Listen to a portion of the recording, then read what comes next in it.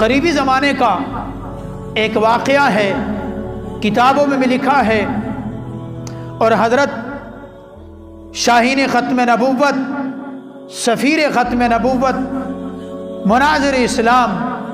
کئی کتابوں کے مصنف اور علوم نبوت اور معارف علوم نبوت اور علوم قرآن کے بہت بڑے عالم محدث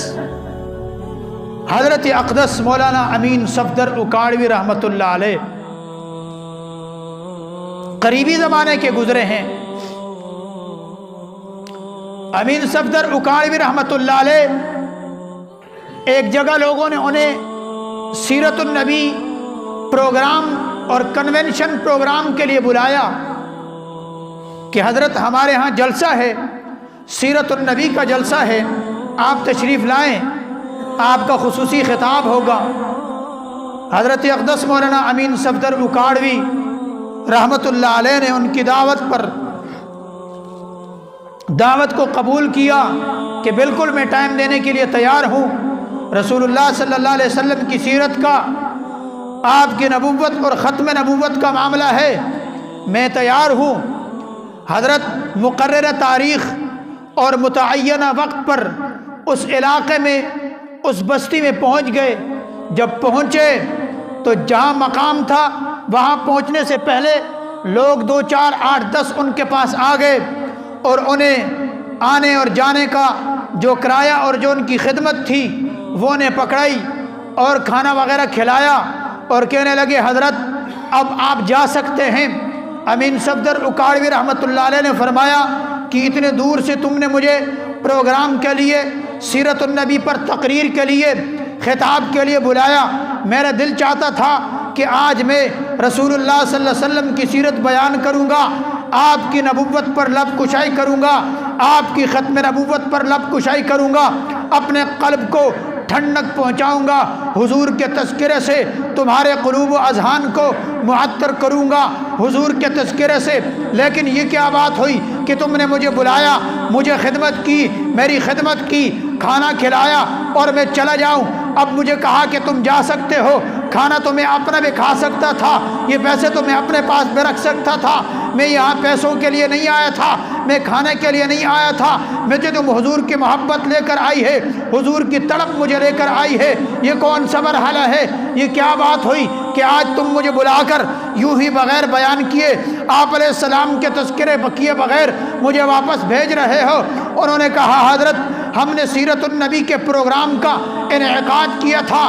لیکن یہاں پر سارے کے سارے قادیانی اور مرزائی ہیں، جو قادیان میں مرزا قادیانی کی سپورٹ کرنے والے ہیں، غلام قادیانی جس نے نبوت کا دعویٰ کیا، جس نے رسالت کا دعویٰ کیا، مرزا غلام قادیانی کے سپورٹر ہیں، مرزا قادیانی کا کلمہ پڑھنے والے ہیں، مرزا قادیانی کو ماننے والے ہیں، ان کا روب ہے، ان کی چودراہٹ ہے، ان کا دبدبہ ہے۔ انہوں نے ہمیں دھمکی دی ہے کہ اگر یہاں پر سیرت النبی کا جلسہ کیا، پاک پیغمبر نبی پاک صلی اللہ علیہ وسلم کی نبوت اور رسالت کے لیے اگر مقرر کو بلایا، اگر خطیب کو بلایا تو ہم تمہیں نہیں چھوڑیں گے، ہم تمہارے بچوں کو یتیم کر دیں گے، ہم تمہاری جائیدادیں چھین لیں گے، ہم تمہیں قتل کر لیں گے۔ اس لیے حضرت معذرت کے ساتھ ہم نہیں کر سکتے، ہم مالی طور پر کمزور ہیں، ہم قوت کے لحاظ سے کمزور ہیں، ہم ہر اعتبار سے کمزور ہیں، ہم مرزائیوں کا، ہم وڈیروں کا مقابلہ نہیں کر سکتے۔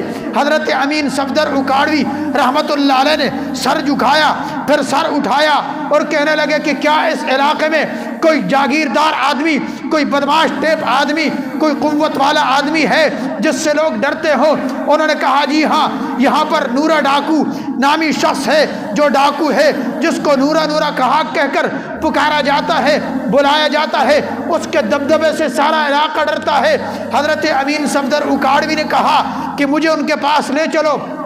لوگ حضرت امین صفدر اکاڑوی رحمۃ اللہ علیہ کو نورا ڈاکو کے پاس لے گئے۔ نورا ڈاکو کے ڈیرے پر جا کر دیکھا تو وہ چوڑے ہو کر اپنے خادمین کے درمیان میں بیٹھا ہوا، اپنے انداز اور افکار میں بیٹھا ہوا تھا۔ اس نے کہا خیر ہے اج تے مولوی نورے ڈاکو دے ڈیرے تے پہنچ گئے نے، کی گل ہے؟ امین صفدر اکاڑوی رحمۃ اللہ علیہ نے فرمایا کہ ڈاکو نورا ڈاکو آج تیرے ڈیرے پہ یہ داڑھی والے یہ پگڑی والے یوں نہیں آئے بلکہ اس لیے آئے ہیں کہ حضور صلی اللہ علیہ وسلم کی آپ علیہ الصلوۃ والسلام کی نبوت اور رسالت کا معاملہ ہے، آپ کی عزت اور عظمت کا، آپ کی ناموس کا معاملہ ہے۔ نورے ڈاکو نے کہا بتاؤ کیا مسئلہ ہے؟ انہوں نے کہا ہم یہاں پر سیرت کا جلسہ کروانا چاہتے ہیں، وہاں پر قادیانی اور مرزائی جلسہ کرنے کے لیے اجازت نہیں دے رہے، ان کا روب ہے، ان کا دبدبہ ہے، ان کی فکر ہے اور ان کا جبر ہے، وہ سیرت النبی کا جلسہ کروانے نہیں دیں گے۔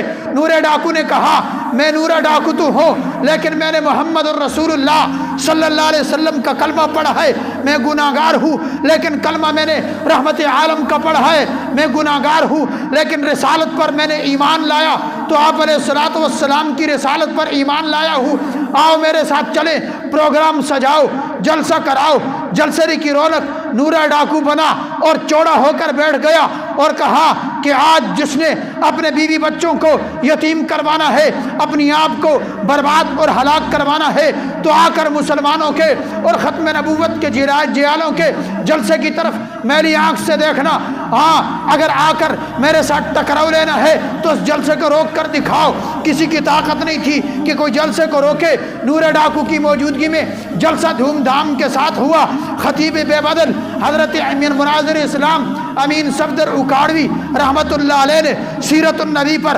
تقریباً 2.5 گھنٹہ گفتگو کی اور گفتگو کے بعد رخصتی لے کر چلے گئے۔ درمیان میں کئی مہینے گزر گئے۔ حضرت امین صفدر اکاڑوی رحمت اللہ علیہ فرماتے ہیں کہ ایک دفعہ میں اپنے گھر میں بیٹھا ہوا تھا، اپنے علاقے میں بیٹھا ہوا تھا تو میرے گھر کا دروازہ کسی نے کھٹکھٹایا، میں باہر نکلا، میں نے دیکھا کہ ایک شخص ہے جس نے سر پہ عمامہ باندھا ہوا ہے اور چہرے پر خوبصورت داڑھی ہے اور کرتا اور لباس پہنا ہوا ہے، پورا جسم حضور پاک صلی اللہ علیہ وسلم کی اور سنتوں سے ملبوس ہے۔ میں نے کہا بتاؤ کون ہو؟ وہ رونے لگ گیا وہ شخص اور فرمانے لگا، کہنے لگا کہ کیا تم نے مجھے نہیں پہچانا؟ میں نے کہا میں نے نہیں پہچانا۔ اس نے کہا کہ میں نورا ڈاکو ہوں، میں نورا ڈاکو ہوں۔ حضرت فرماتے ہیں کہ میرے پاؤں تلے زمین نکل گئی۔ میں نے کہا نورا ڈاکو، وہ نورا ڈاکو جو چڑاہٹ کے ساتھ بیٹھا کرتا تھا، جس کی اتنی لمبی لمبی مونچھیں ہوا کرتی تھی، بتا تو نے یہ حلیہ کیسے تبدیل کیا، کیسے ہدایت ملی؟ اس نے کہا حضرت امین صفدر اکاڑوی رحمت اللہ علیہ کے سامنے کھڑے ہو کر کہا کہ جب میں جلسے سے فارغ ہوا میں چلا گیا، اپنے گھر چلا گیا، میں سو گیا، رات کو خواب میں رحمت عالم صلی اللہ علیہ وسلم میرے خواب میں تشریف لائے اور دعا کی اور فرمایا نورا ڈاکو آج میں تیرے لیے دعا کرتا ہوں، آج میں تجھ سے راضی ہوں، تو نے میری نبوت اور ختم نبوت کا دفاع کرتے ہوئے میرے دشمنوں کا مقابلہ کیا، جا میرے اللہ نے تجھے معاف کروا دیا۔ عزیزان محترم، بات کرنے کا، 2 واقعات سنانے کا مقصد یہ ہے کہ ہمارے دلوں میں ایمان کی اور اسلام کی تڑپ ہونی چاہیے، تب جا کر اللہ کی طرف سے ہمارے لیے ہدایت کے دروازے کھل جائیں گے۔ اگر ہمارے دل میں رسول اللہ صلی اللہ علیہ وسلم کی محبت کی تڑپ نہیں، نماز کی تڑپ نہیں، قرآن کی تڑپ نہیں، دین کی تڑپ نہیں، اور ہمارے رجحان، ہمارے قلوب و اذہان کی توجہ دنیا کی طرف ہے، تو پھر یاد رکھیے اللہ فرماتا ہے کہ میں کسی قوم کی حالت کو اس وقت تک نہیں بدلتا جب تک وہ خود اپنی حالتوں کو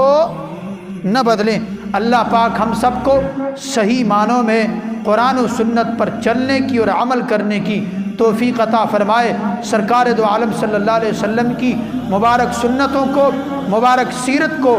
اپنانے کی، اپنی نسلوں تک پہنچانے کی توفیق عطا فرمائے۔